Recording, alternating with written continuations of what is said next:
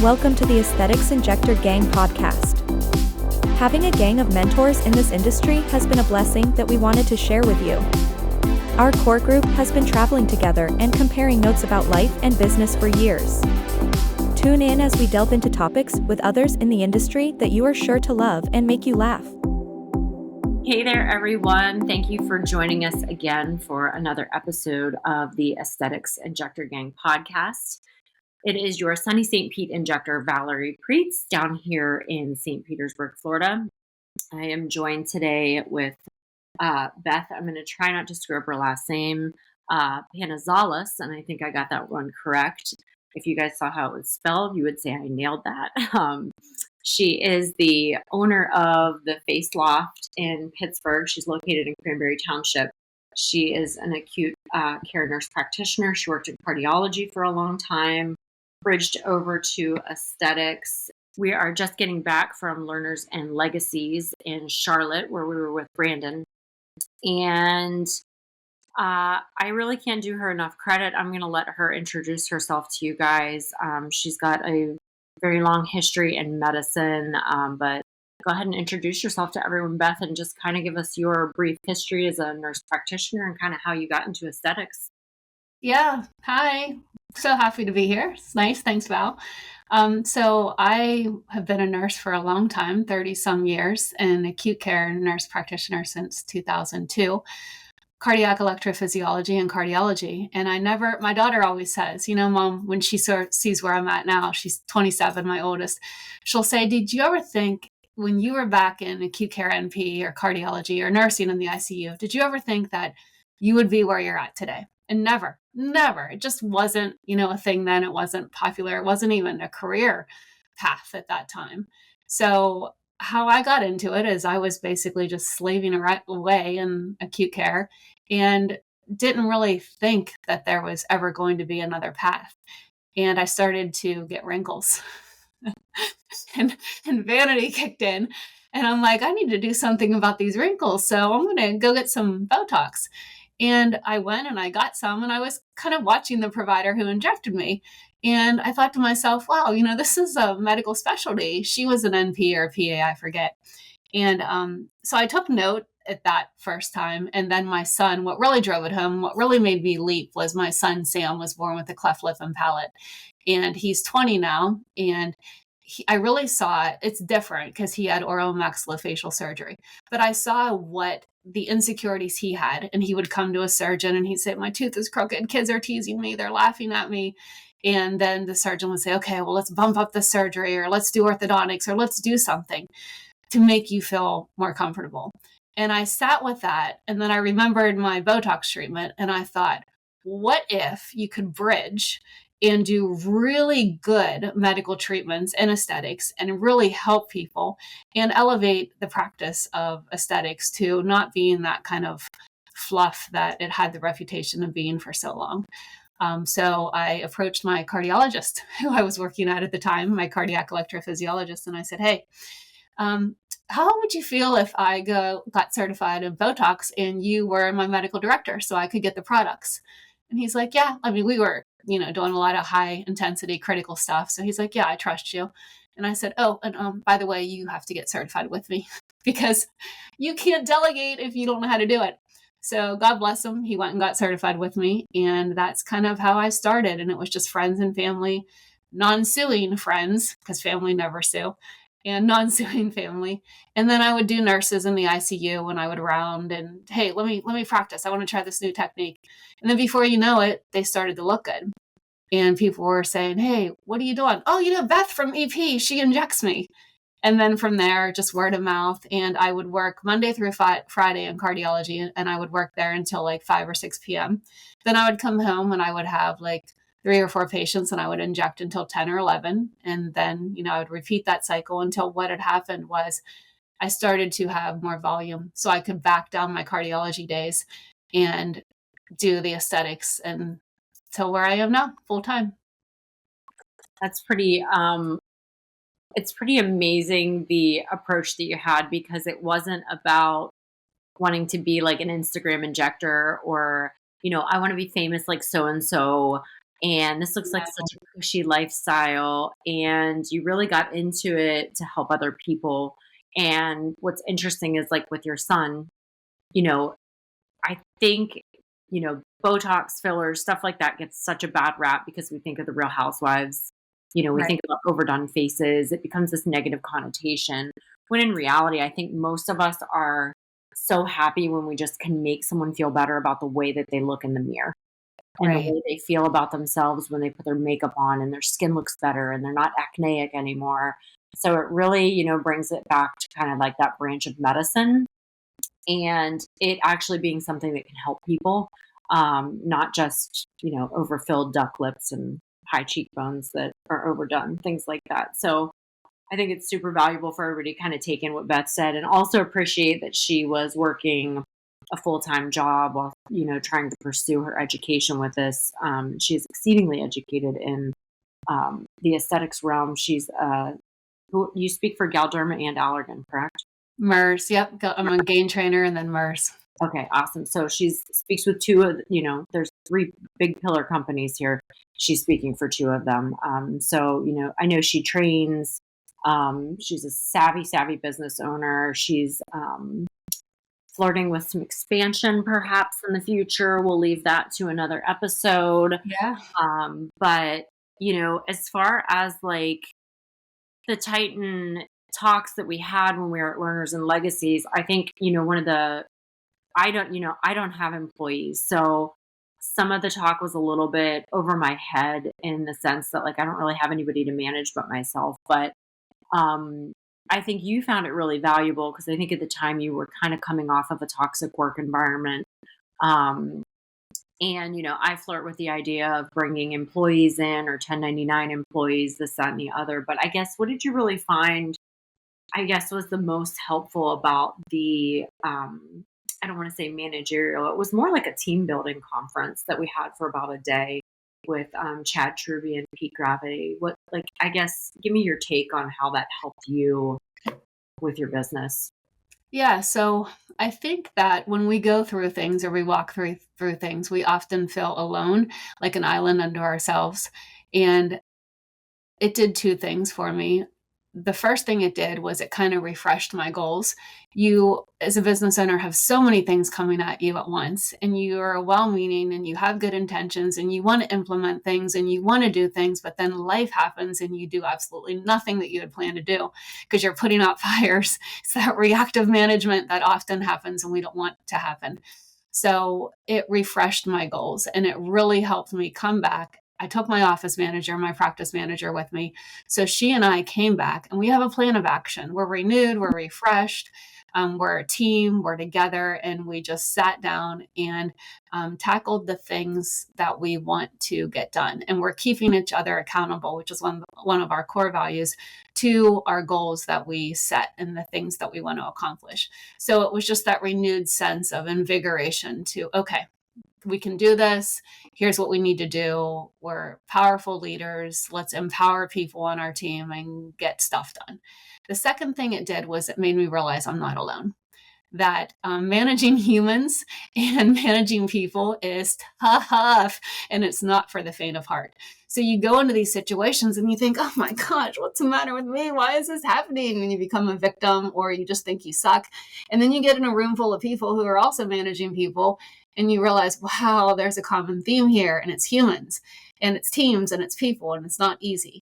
So I think that they did a really, really nice job of bringing in speakers and professionals who deal with this daily and can make it so relatable, the issues that we all face. And then not only identify them, but then empower you to know what you have to do and to refresh your goals and visions and to set, a new focus. So it was phenomenal. Yeah, I could tell, like, when you guys left, you both felt that sense of like renewed self and renewed being. And a lot of times you come off of conferences feeling like that. You have powerful speakers on stage who are invigorating, and their speeches are empowering. And I think, with what you felt like you took from that conference, do you feel like you can already sense like the change amongst your employees? Well, yeah, Like because they we're already, recognize like something's different, something's better. yeah, and we're already implementing some of the things we wanted to implement. So most definitely. Yeah. Yeah, I feel like they can sense it. And then you come back and, you set the boundaries and you set the clear communication and everything that kind of, it never gets put aside, because one of our core values again is transparency. We have a list. So we focus on those, but as you're going through the daily, you can kind of neglect certain things. So when you come back and you're focused and you're showing up intentionally, they see that, Yeah. and it does come down from the top. Yeah. I mean, being a leader it's not for everyone. I listen to a lot of Simon Sinek, and David Goggins, like I listen to like very powerful ebooks and short clips and this and that and the other. And, I think the one thing that always reverberates with me is there's leaders and their managers. And the reason we listen to managers is because they feel like they have authority over us, or we feel an authority over us. So we do what they tell us to do. But an actual leader is looking out for the person in front of them, behind them, and on each side of them. And this is something Simon talks about a lot, and it's being the person that wants to empower the person next to you to be the best that they can possibly be. And it really is like a selfless goal, but also kind of a selfish goal, because if we as like a whole function better, then the business functions better. And I think that was a big point that Chad and them kept reverberating is, like be a leader, not a manager. And that's a hard thing to understand until you really dig in and say, okay, like, who am I as a leader? And who am I as a manager? And how do I blend that together? Because you also have to be, sometimes you have to rule as a totalitarian, and sometimes you can rule as a laissez-faire manager. And I think it takes a long time. I mean, how long have you been running the practice, I should say? 10 years, 11, so 2013. And I've had employees only the last 4 since 2020. And it grew rather quickly, but that was a whole different journey. Yeah. So it's easier on your own to certain degrees. That has its own set of challenges too. Sure. Yeah, because I was thinking, like Ashley and I, well, I guess kind of Ashley's expanding a little bit because she has Angela in her second location. But Ashley and I share like a different set of values, and the fact that we both kind of don't want to render our treatments yet really to anyone else. We kind of still want to be very like one-on-one, and we're kind of maybe a little overachieving and overzealous in that sense, but that's kind of the business that I wanted to run, and that's kind of the business she wants to run. Whereas I think you're more of a leader in that you're having estheticians and you have people running lasers, which are things that we don't even have. So it makes it harder to be the jack of all trades when you want lasers and this and that and the other. But I guess at what point for like the solo providers or the people that are just opening, like at what point do you decide, or what point I should say, did you decide that you wanted to have employees? So for me, I was just a solo injector, and that's all I did was injectables. And if that's the business model and that's what the individual wants to do, then they have to keep all the outside noise and just focus on, this is what I do. I'm not going to grow any more beyond this. I take what I can take. I'm not going to do lasers, and I'm just going to stay within the structure that I've decided I want to do and I'm at peace with. For me, I was booked out 6 months. My appointment slots were 15 minutes for tox, like 30 to 45 for filler. I have my patient saying, hey, I want microneedling. There was a lot of feedback for growth, and that growth would be supported. And I was tired, all of the volume and the short appointments. So I decided at that point, it was from 2013, for the first year, I had a home-based office, and it was all separated and state compliant. And once it grew to the point where I was doing a lot of cold contacts, people were contacting me that I didn't know. Because remember, it was friends, family, nurses on the unit. I knew them. I was okay with them coming to my house. But then when it became, hey, so-and-so and so-and-so told me about you, then I said, okay, you know what? I have to get out of my home. And I rented space, very small room in a lash bar. And it was just me in this little lash bar. And all I did was injectables. And I was there from 2014, maybe 15. Actually, I take that back, 16. so I was in my home longer than I thought until 2020. And in the lash bar, it just expanded more. And when I got into my new space where I'm at now, that's when I brought on my first injector, because injectables was what was driving the ship. And that's what was going to keep the bills paid and keep the lights on. Then from there, once her schedule got full, we got the esthetician and added in the lasers and the skin. So it's basically looking at what you're comfortable with, where you want to go. And if you're like, I only want to do injectables, I don't want to ever expand, then you just have to silence the noise. You have to decrease your volume to appointments that are manageable for you. And you just have to be at peace with that. So I think it's really finding the fit that works for you. And then if you do want to expand, then I usually say if you're booked out 2 weeks, patients don't like to wait beyond 2 weeks. So booked fully 2 weeks or longer, that's when I look at hiring another provider for whatever service is booked out that long. Because past 2 weeks, they get impatient. They don't, they're irritable. You could do 4 weeks, but 2 weeks is usually the sweet spot to where I'm like, okay, I could justify another staff member. Okay. Yeah. So it sounds like you had a really clear path. And I think you went you go with the organic growth and you wait for that to reach its max. And I think, like you said, you've got to ask yourself at that point, do I want to stay where I'm at? Am I happy with my numbers? Or is this going to be something that I really need to add another? Did you, I guess, let me finish my sentence, add the other injector. But then I guess, when you were going through your hiring process, because I think this is something that's very foreign to clinicians, as I'm sure it was foreign to yourself as well when you first started into this. What do you think was helpful? What do you think was harmful when it came to hiring and training that person? Oh my goodness. Emotional hiring is the worst. Keep the emotions out of it.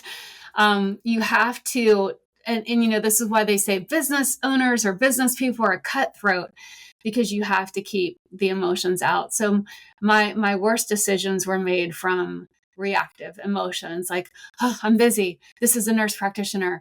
I need some help. Okay, I'll bring them on, without, fully vetting, fully going through the interview process. Now we have a 4-step interview process. They meet with 5, if you consider. They meet with my practice manager first. If they pass her, then they meet with me. If that's a good meeting, then we set a shadow day. If they pass the shadow day and that goes well, then we do a working interview where they inject in front of me. I'm not looking for them to be perfection, Botox and filler. I just want to see how they interact with the patient. It's a live body. A lot of injectors I look at, they're previously ICU or critical care, so they're used to sedated patients. So this is a live interaction. So how do they handle the nerves along with, the technique that they're doing? How do they handle a needle? And then after that, they get to my business coach, and she digs real deep into behavior questions and trying to listen beyond what they say. And then that feedback that she gives me, I test it against, or I apply it to our core values to see if they align with our core values. So I would say keep the emotions out of it and go by your core values, go by the process that you have set in place, and really vet the person and try and watch all of the interaction and all the steps along the way. And then, you can always set a 90-day period. Although once you bring them in, it's so much more difficult to release someone. So I'm really, really trying to go slow and hire smart and not be reactive. Oh, this is an MP. I like her. She seems to do well. And then you bring them in and it's oh, crap. Yeah. I know Mary Beth Hagen does a lot of this pro tip for everybody. I know they'll do a lot of matching, and I think, one of my biggest fallbacks when I was working for practices, I was just never matched well. I would go online, I would look for a job posting, and a lot of these people were hiring me on the spot. And I'm thinking, I come well versed in medicine, and I'm probably very well spoken in an interview. But in my mind, I was I have a year of experience. Am I okay doing all this? And most offices were happy to train me up on, doing this and doing that, but I was always a contractor. I never really belonged to the practice. And I think that always had kind of like a barrier between me and them. I think some of the advice I was given was, and this is for owners or for injectors, like looking for that perfect match, is kind of like you said, like really spend the time, like getting to know the doctor you're going to be working with. I had the luxury of being able to see them from behind the drape doing anesthesia. So I knew that doctor, I knew his skill set. I knew how good he was at a nose job. I knew how quick he was at a mastopexy. So that helped conversations with the patients. But a lot of my hiccups were getting past admin staff. And that's something I think when you go into a job, you really can't foresee, is that like if I wanted to bring on exosomes, I basically had to write this dissertation up for so-and-so who really wasn't involved in the practice, but was involved in it enough that they were the practice manager. And I always felt very held back in trying to like expand services, expand this. So for me, that was a huge drawback. And again, like it's that matching. And I think if you know that going into it, and you're matched appropriately, and like you said, like you go through a behavioral interview, you have them do a walking interview, you want to see them hold the needle in their hand. I remember I was injecting Brandon one time, and like you talked about ICU sedated patients. My patients are asleep all the time when I put an IV, and like it doesn't matter how tight, like they don't complain about the tourniquet when I put it on their arm and they're under general anesthesia, or if it takes me 2 or 3 sticks to get their radial art line, and like they're not awake when I'm doing it. So I remember grabbing Brandon's cheek. God, this was years ago when Ashley was teaching me some of her cannula technique, and he was like, "Ow, Val." And I was like, "What?" He's like, "I'm awake." And he just kind of all laughed because I was like, "Oh God, like I'm just so used to manhandling things. I'm sorry, Brandon." But I think you bring up like a lot of good points in that hiring process. And like if people need help, like I always say, like reach out to Mary Beth. Like she's really good at doing that stuff. Well, can I put a plug in for them? Because currently we are using Titan for recruiting, and they're phenomenal. I mean, the individual that I had today that came matched from them, we're working her through the process that we do. Titan has our core values. They have our mission statement. I talked to Kevin, told him what we were looking for. He reached out. He said, "I think this person would be a good fit." Now, I'm still going to do my due diligence and still work her through the process, but it has so far been a very, very good, very positive. And the other thing I would tell people is if you get to the place, like there are some people over the last year that they've made it to the shadow day and then they don't make it past the shadow day, because I can just tell, because I've been burnt enough and I'm more experienced now and I know what I'm looking for and I know what the practice needs. Not just me, I know what the practice needs as a whole to run. So I'll see it at the shadow day and I'll be like, nope. And then that's it. We just part ways peacefully and, move on to the next. So before I would always feel like, oh, they got to the shadow. Okay, I guess they could work. No. Yeah. Are you by nature a people pleaser? Personal question alert. Do you feel like you're a people pleaser? Oh yes. Previously, absolutely. Now I'm walking out of that, and now it's so funny because it's, you really, really develop a backbone and a spine in leadership, but you have to be burnt several times as a people pleaser before that happens.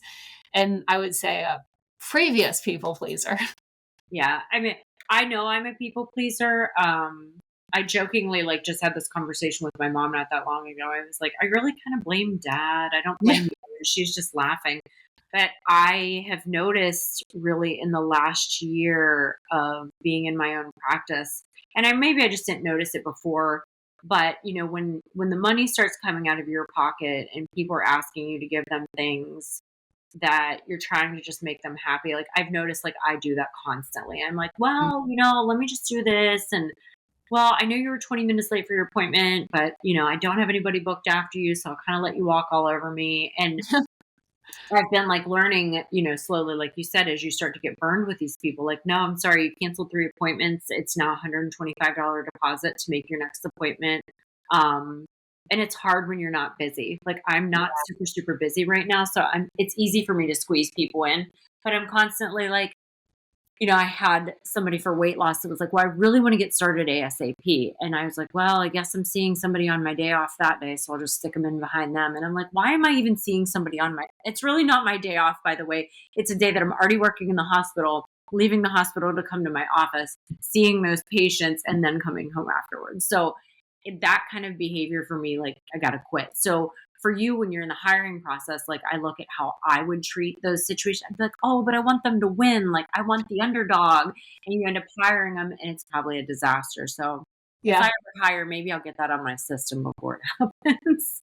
Yeah. And I always say that you train your patients and then you train your employees how to show up and how to treat you. Yeah. So set the boundaries now. It'll pay off later. Yeah. And I'm a bad boundary setter. So I'm like, Brandon's been working with me on that, and I've been working on myself with that. But as you were saying, like, oh, they mean to do this shadow day, I'm like, God, Beth and I are just both people pleasers. We're like, it'll be fine. We'll figure it out. If not, we'll just have to fire you later, which will also upset us.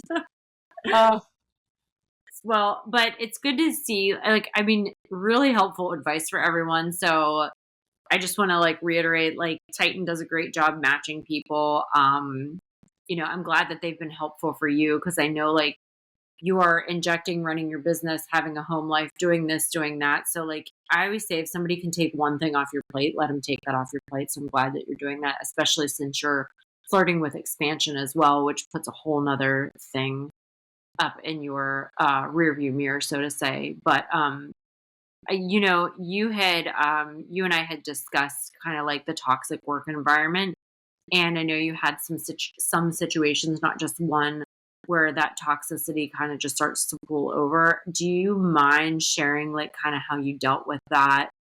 I guess even just emotionally for yourself getting through it, because at the end of the day, you are still a person too. And it does cause stress on your employer when there's trouble amidst. But if you just, like, give a couple highlights of, like, how you found it easier to deal with those situations. Absolutely. So first off, as a leader, as a employer of employees, I took everything personal, right? Because I think to myself, I have this great setup. I mean, I've been in the trenches. I've been in acute care. I know this is a phenomenal place to work. Are we perfect? No, but it's a really good gig. It truly is. So when you put heart and soul, and this is your baby, and you're, busy and you build it up, and then toxicity happens, or people are talking and saying things and, being disgruntled or entitled or just generally unhappy, you take it personally and you say, well, how or why or what? And it hurts your feelings because you're a human. But what I found, and we have a 0, and I stand by it. And this is why I said prior people pleaser, because we had the performance improvement plan. We have the disciplinary meetings, and what we've done, and the biggest pointer I could give to anyone out there thinking of doing employees and expanding and working with people is, and you've heard me mention it several times, core values and mission statement. Now, how many times have we had this or heard this through business, right? And I was in 10 years and never had core values and a mission statement. And I went to the beach on vacation, put my feet in the sand, and I said, you know what? I'm going to tackle this task that I've been putting off for the last 10 years and do some core values. But how that helps is it removes the emotion. So you identify your core values. And then when you correct to the core values. So it takes the person out of it. It takes their personal behavior out of it. And you say, hey, this doesn't align with our core value of transparency. I've seen some behavior that does not align with transparency.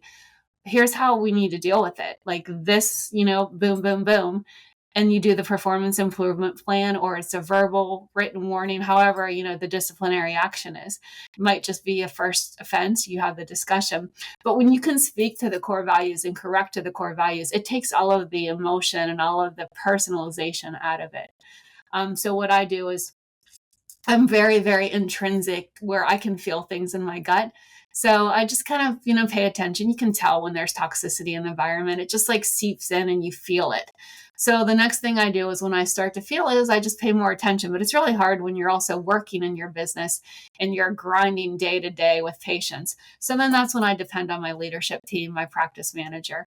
And then, there's a lot of core value staff that align with what we do. And so they start to feel like, hey, things aren't here like we've always been, things have changed. And then, this sounds very, very creepy, but it is what it is.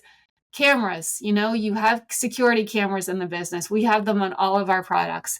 There are certain employees who, even in spite of cameras being present, will continue to engage in behaviors that do not align with our core values. So you just sit them down and you say, listen, and there's patients in the waiting room. Listen, we have security cameras. We review the security cameras for inventory and for footage. Upon reviewing the security cameras, it was discovered that there were behaviors that do not align with the core values. And then you list them, whatever those behaviors are.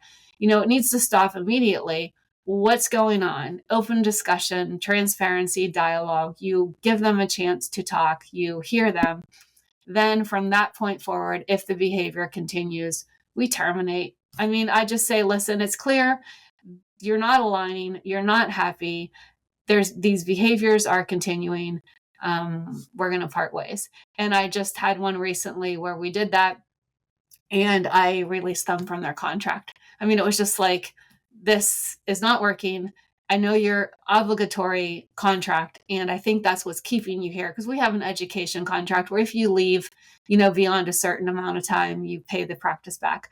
So I just said, it's voided, it's waived, it's done. Be well. I hope you find something that you can align with and that makes you happy, because it's clearly not here.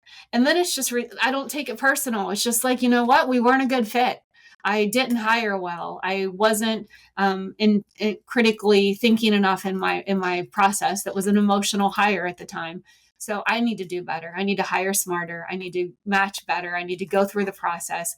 But you just have to protect the culture at all costs, whatever that culture looks like to you. And I heard someone once say, and this is so true, that toxicity comes from either a toxic leader, toxic staff, or toxic leader and staff. If the leader's toxic, they're going to attract toxicity. Or they're a people pleaser and they're not strong enough to confront the toxicity. Right? I've inadvertently allowed toxicity early on because I was weak. I wasn't strong enough to confront it. And then it just grows like a cancer, and then you have to deal with it and you have to get strong. So now I have zero. I'm like a Nazi when it comes to toxicity. Like, I won't have it at any cost. And then, toxic employees, they attract each other. So if you allow one toxic employee in your space and you don't correct it, it's going to affect all the other employees and how they show up. Yeah, that will spread like a cancer really quickly. And I think anybody that has worked in any kind of environment, whether it's an office, whether it's a hospital, whether it's an ICU, like, it's like a snake that sneaks in the middle of the night, and starts whispering things in other people's ears. And it just spreads like a cancer, and that cancer grows. And if you are ignoring it, it's just going to get out of hand. It's going to spill into your patients. It's going to spill into your Google reviews. And it will just be absolutely batshit crazy if you just let it go. I really hope everybody wrote down everything Beth said, because I take notes too whenever we do these podcasts, because we learn so much from each other all the time. I feel like Beth could be doing her own leadership conference by the end of this. But I think you said like a lot of very powerful things. Like, I love that you take the core values. I love that you make it an emotionless conversation, because it takes the humanity out of it a little bit, that it makes it easy for us to deal with. But it's kind of like a yes or no at that point. And I think when you start asking too many open-ended questions, people start talking their way out of it. They start manipulating the situation. And I think, just like injectors and patients, like, I'm not for everyone. Like, there's red flags patients throw up all the time, and we sometimes ignore them because we're also trying to fix the situation or make them happy. And eventually what ends up happening is nobody's happy. And you start to pick those things up and realize, like, I'm not the injector for you. You're not the patient for me. We don't align. we're never going to be happy together. Like, I'm never going to make you happy and you're never going to be happy with anything I do. Toxic relationship, get rid of it. But I think more importantly, I think what you have, like, this is my psychological assessment on Beth 101. I think you learned a lot from just that situation, though. And I think it takes a true leader to sit back and say, what did I do wrong in this situation? Like, how did I set them up for failure? Or what did I not do to make things clear? Like, maybe they didn't sign the mission statement. Maybe we didn't cover it enough with them. And I know that you being the legal beagle like I am, I'm sure everybody signs those statement papers saying, I read this. I understand it. And when you catch me cussing out in front of the, in the lobby, talking about how drunk I was last night and blah, blah, blah, blah, blah, I know that doesn't align with the mission statement and the values of the company. So I think it's really awesome how you've like grown into this situation, not just after, the Learners and Legacies conference, but I think like over time, this has just been a growing process for you. We all learn through our failures. Like, those are some of the most powerful lessons that we get. So I think like for you, it's like, I think you're really nailing that portion of your business right now down to the ground. And I know you go through a lot with attorneys and you look at contracts, and Dan Fleshman, who I often talk about on this podcast as well, as an entrepreneur. And he said, I don't care who it's with, you have a contract with them. I don't care if it's your mother. Clear expectations, clear guidelines, clear repercussions if expectations are not met. And I think it's hard to give that to your friend and say like, hey, we have to write up this contract. I'm sorry, but I need to have it. It just gives me clarity. It gives you clarity. That way there's no confusion about this, that, and the other. And I mean, if people don't want to sign the contract, then it's not meant to be from that point. Last subject I just want to touch on real quick. What would you give everybody advice for hiring as far as legal? Do you contract all that out? Like, how do you make sure you're within your guidelines in the state and federal laws? Because that's a big deal. For contract, you mean? Yeah. I have a business attorney and he handles everything. So what I do is he knows the Pennsylvania state law. We do the education contract. So how we as a business protect the business from everything that we invest into novice injectors is they have to stay beyond a certain point. Like 1 year, if they leave before 1 year, there's a percent, usually 100, that they have to pay back of the designated education that we put into them. If it's 2 years, then it's, percent. 3 years, and then after 3 years, they have to at least stay 3 years or they're going to owe something back to the business. But he handles all of that. I always say, hire out your weaknesses. And I am definitely accounting and legal. No, I pay dearly for both of those services. But my attorney, I tell him when I talk to him on the phone, every phone call is $1,000 guaranteed. Every communication is like ka-ching, ka-ching. But I said, you are worth every penny I pay you, because he has really come through in some difficult situations. So I would say get a really good attorney who understands medical law as well and the contracts that go into medical positions. Yeah, because in the advent that, non-competes are going out the door, this is going to be something a lot of employers are looking at now. I'm not opposed to non-competes in the sense that you shouldn't take a book and leave the office. And, I've signed many non-solicitation agreements, meaning I can't contact them after I leave. Which is really not a non-compete. But if I go to the salon next door, if I go to the place next door and start working, that I can't just call everybody up and say, hey, guess where I'm working at right now. You as a business put a lot of money into recruiting those patients that you and I were just talking about before we hit the record button. So like you said, like, find the attorney, pay the money, protect your asset, because at the end of the day, the business is your asset. You don't need anybody walking out with half of that, quarter of it, 10 people of it. It's just, I would cry if someone took 10 patients off of me, because at my point in my business ownership right now, I am cultivating every patient that comes through the door. Because what's next is word of mouth, and that's the last thing you need is a bad Google review or a bad experience with a patient. So I think we have unpacked a lot for everyone, as we usually do. If you guys have questions, you can always DM Beth. I don't want to keep her all night. She's had a long day. We're coming up on 40 minutes here. So you can always find her. She's one of the gang. She is at the Face Loft Beth on Instagram. And then do you want to give them your email and everything, Beth, in case they want to find you that way? Yeah, it's Beth, my first name, at thefaceloft.com. Awesome. Thank you guys for joining us. It's getting late. We're all turning into pumpkins here. So join us again for another episode of the Aesthetics Injector Gang. We look forward to talking to you guys. Take care. Thanks for listening. If you enjoyed this episode, please like, share, and comment. Follow us on Instagram at the Aesthetics Injector Gang.